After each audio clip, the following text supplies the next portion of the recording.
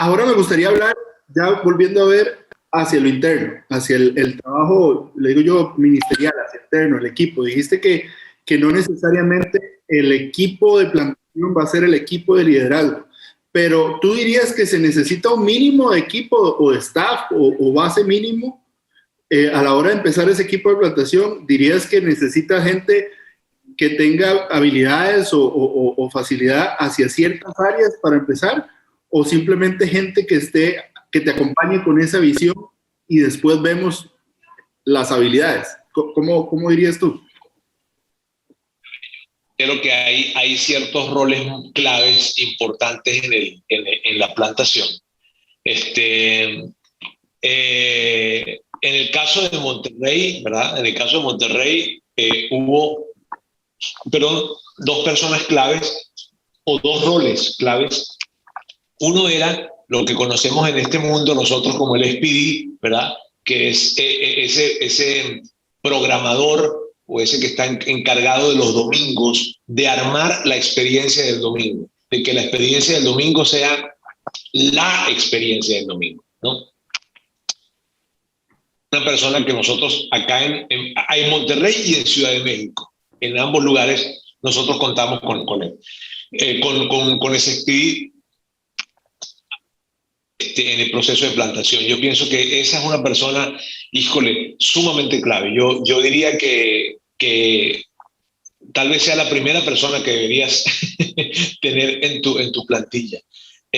Otra persona que definitivamente es sumamente clave en el proceso de plantación es quien va a ser tu director musical, ¿sabes? Y fíjate que hago la distinción entre director musical y director de alabanza, porque director de alabanza, desde nuestra comprensión, es esa persona que te dirige en la alabanza el domingo, ¿verdad? El director musical es el que está a cargo de todo, no tan solo, y un director musical puede ser un director de alabanza, como es el caso de nosotros también, ¿ok? Pero tiene que ser esa persona que sea capaz de poder, tiene que tener distinciones como líder para poder levantar una banda, mantener un equipo motivado de músicos, de talento musical, para armar una excelente experiencia musical, porque al final del día la experiencia musical hace un gran componente dentro de la iglesia, dentro de la experiencia de la iglesia. Lo segundo, mírame, la segunda persona más conocida en la iglesia va a ser tu director de alabanza o tu director musical. Entonces, tienes tú una influencia como líder, pero necesitas a alguien aquí también que tenga esa gran capacidad. Y ya después de eso, pues, debes ver cómo está compuesta tu iglesia, ¿no? Por ejemplo, alguien pudiese preguntar, mírame, pero necesitamos qué acerca del ministerio de familia, qué acerca de los niños.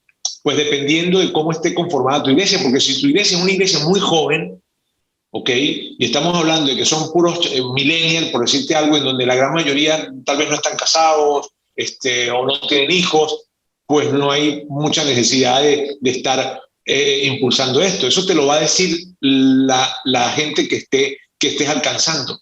En nuestro caso, nuestra composición eran parejas jóvenes con hijos pequeños en edades maternas y en edades de primaria.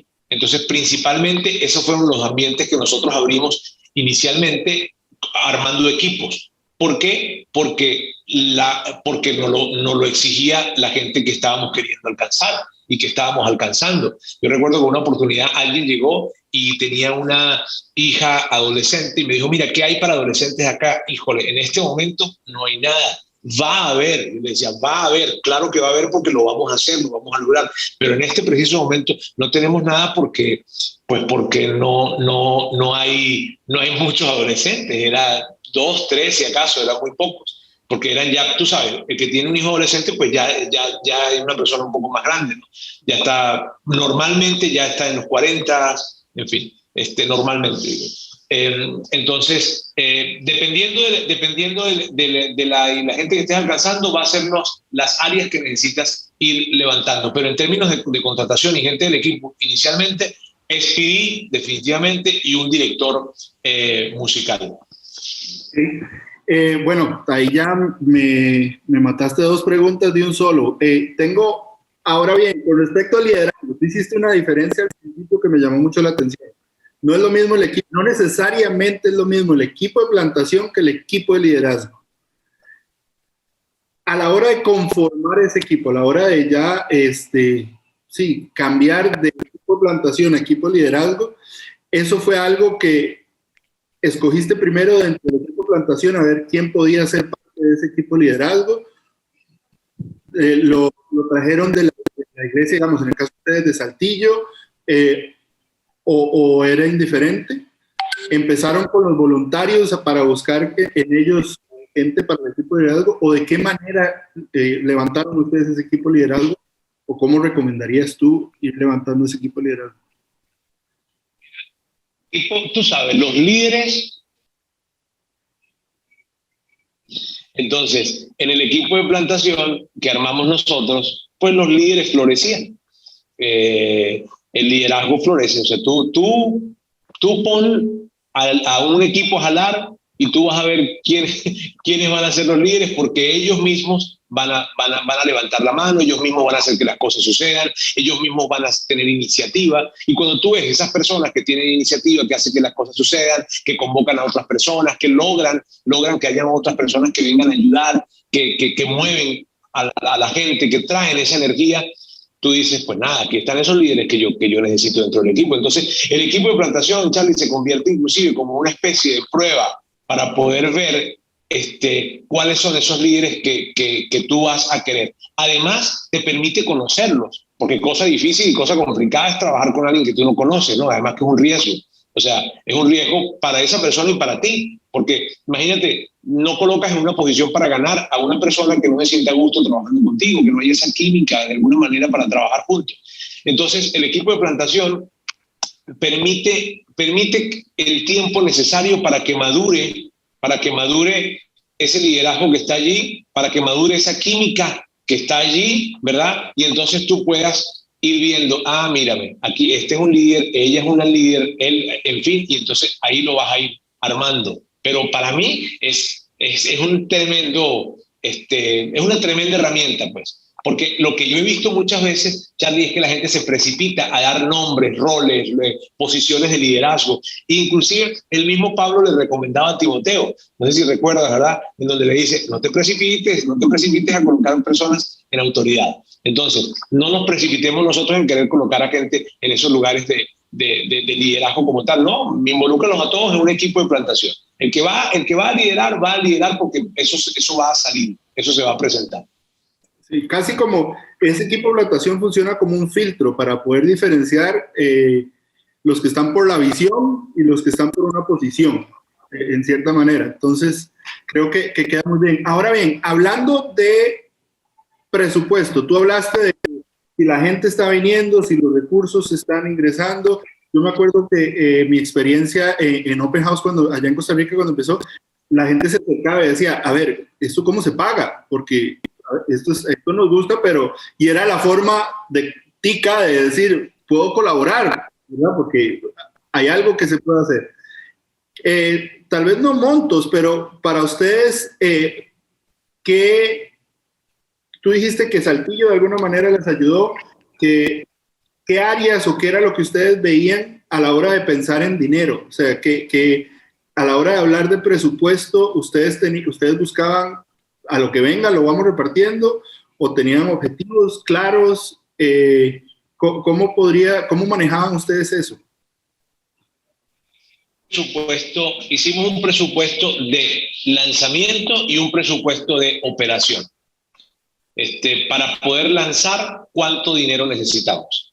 ¿Okay? Entonces necesitamos, no sé, hablando en dólares, para ser más general, decidimos, mira, ¿cuánto vamos a necesitar? Vamos a necesitar $50,000, vamos a necesitar $70,000, no sé, dependiendo de las dimensiones, dependiendo del equipamiento que vayas a colocarle, ¿no? Pero el presupuesto de lanzamiento pues estaba enfocado en tener un buen acondicionamiento del lugar en términos de equipamiento técnico, audio, luces, video, ¿okay? No fue lo más acá, porque mucha gente dice, no, que a lo mejor fueron muchos. No, porque De hecho, nosotros teníamos, el proyector que teníamos era un proyector Diobin común y silvestre, de tiro corto, era lo único.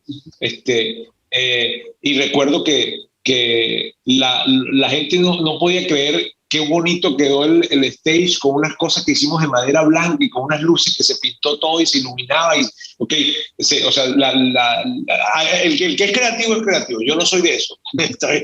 Pero los muchachos hicieron un trabajo espectacular. Pero entonces hubo un presupuesto de lanzamiento y hubo un presupuesto de operación. El presupuesto de operación tenía que ver con la renta del lugar en donde íbamos a estar, que nosotros empezamos en un hotel.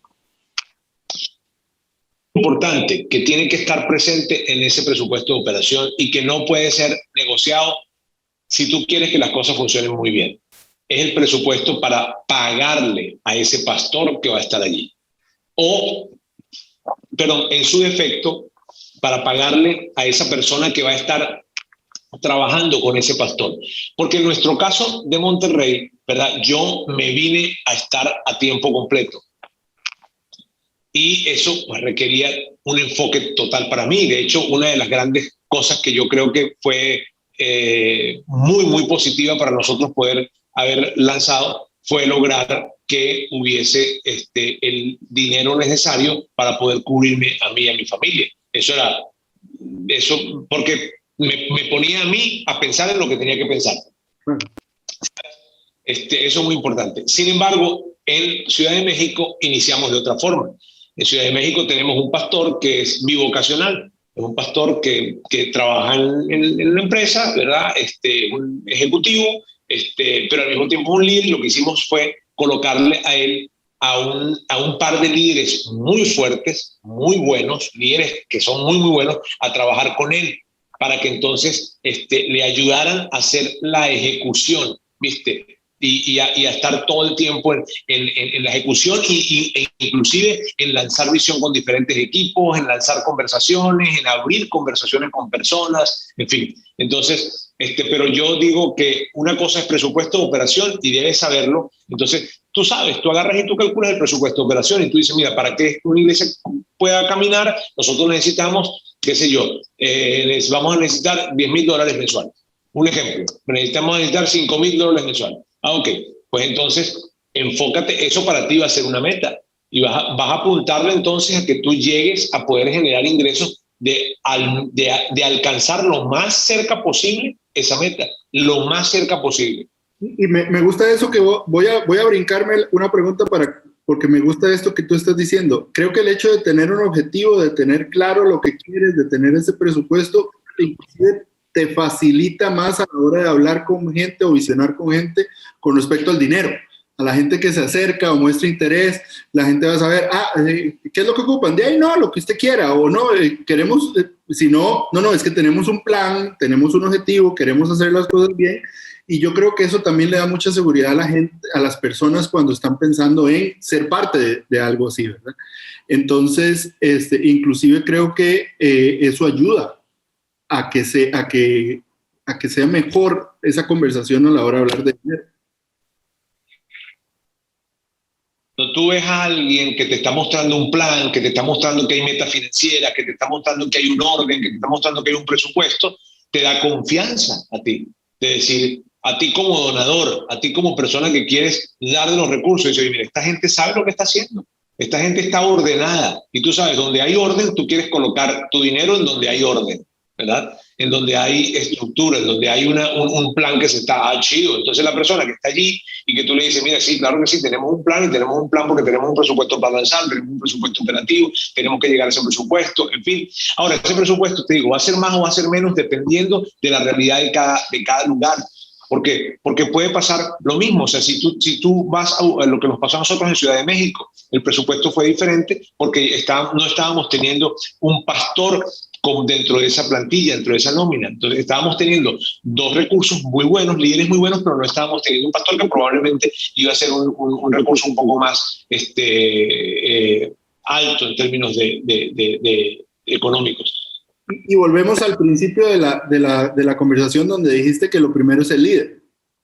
Los planes y la implementación de esta plantación dependió de ese líder que ustedes tenían en un principio y de acuerdo a eso fue que ustedes sabían, ok, nuestro presupuesto no es para sacar a ese líder de un trabajo que tiene, sino este líder va a seguir bivocacional y lo que necesita es un apoyo alrededor. Entonces nuestro presupuesto y nuestros planes van de acuerdo a eso. A cuando de repente alguien me agarra y, como fue mi caso, yo dije, mira, ¿sabes qué? Yo quiero entrarle a esto. Y yo quiero entrarle ahora, si tú me preguntas a mí, ¿qué sería mejor? Wow, sería difícil decirte qué sería mejor. Yo, en mi experiencia, yo creo, ¿verdad? Que quien se enfoque en brindar su tiempo, su energía, su pensamiento, se levantó en la mañana pensando en esto y se acostó en la noche pensando en esto y en el día habló con personas y generó ideas y todo esto, que quien esté más enfocado yo creo que va a poder hacer que algo avance a un mejor ritmo. Pero no quiere decir que es excluyente, que entonces no se puede ser bivocacional. No, yo creo que sí se puede ser bivocacional, ¿verdad? Solo que yo veo que puede haber mayor impacto y mayor efectividad cuando tienes ese enfoque en lo que estás haciendo, que en este caso es la plantación. Okay. Una última pregunta. Yo tengo claro que nunca hay que dejar de visionar. O sea, eso es, al final, Andy Stanley dice, vision leaks. O sea, la visión se va por las hendiduras, ¿verdad? Se va perdiendo y hay que estar, es algo que hay que seguir regando constantemente. Pero en un proceso de crecimiento, tú mencionabas ahora una tensión, es que la gente ya quiere empezar, es que ya estamos creciendo, ya no somos el equipo plantación, sino que ahora ya somos 100. Entonces, ¿cómo balancear esa visión con el crecimiento espiritual de las personas que están ahí? ¿Era algo que tú terminaste creando otro espacio para seguir visionando? ¿Lo hacías a veces una cosa, a veces otra? Porque al final, en la etapa plantación es muy importante esto de visionar. ¿Cómo lo manejaban tanto el interno como el externo? Eso es clave, pero clave también. A lo mejor estoy diciendo que muchas cosas son clave. Cuando todo es clave, pues nada es clave. Pero el tema de la visión, pues está conectada con el liderazgo, con lo que tú dices. Y fue un reto y fue un desafío porque en el coacheo que yo recibía de North Point, ¿verdad? A mí North Point me decía, tienes que dar visión, pero yo llegaba los sábados, que era nuestro grupo grande, y la gente sí quería escuchar visión, pero querían que le dejaras algo, querían que le dejaras una herramienta para su vida, algo que les ayudara a transitar en la semana, algo que viniera para inspirar sus corazones, en fin. Y yo decía, híjole, ¿cómo hago? Pero entonces, ¿cómo le hago? Entonces, paré de dar solamente visión. Y lo que hice fue que empecé a combinar temas y los conectaba con la visión. Como por ejemplo, hablaba un tema de relaciones, ¿ok?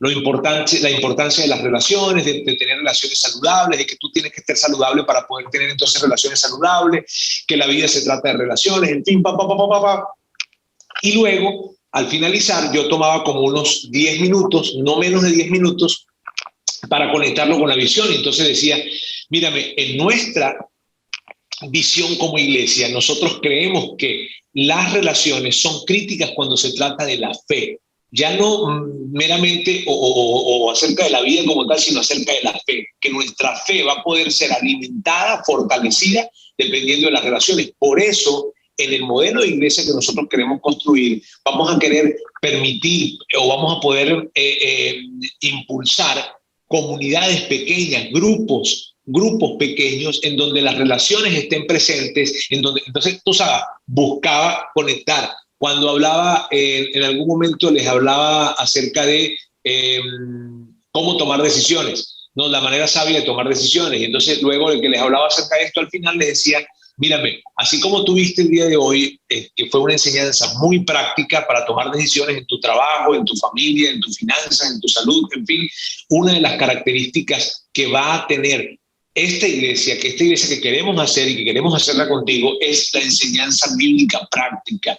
Siempre vas a poder salir de aquí con algo práctico. Entonces, lo que hacía era combinar un tema que venía para agregar valor a la vida de las personas y lo conectaba con visión. Tenía que conectarlo con visión. O sea, no era posible no conectarlo con visión.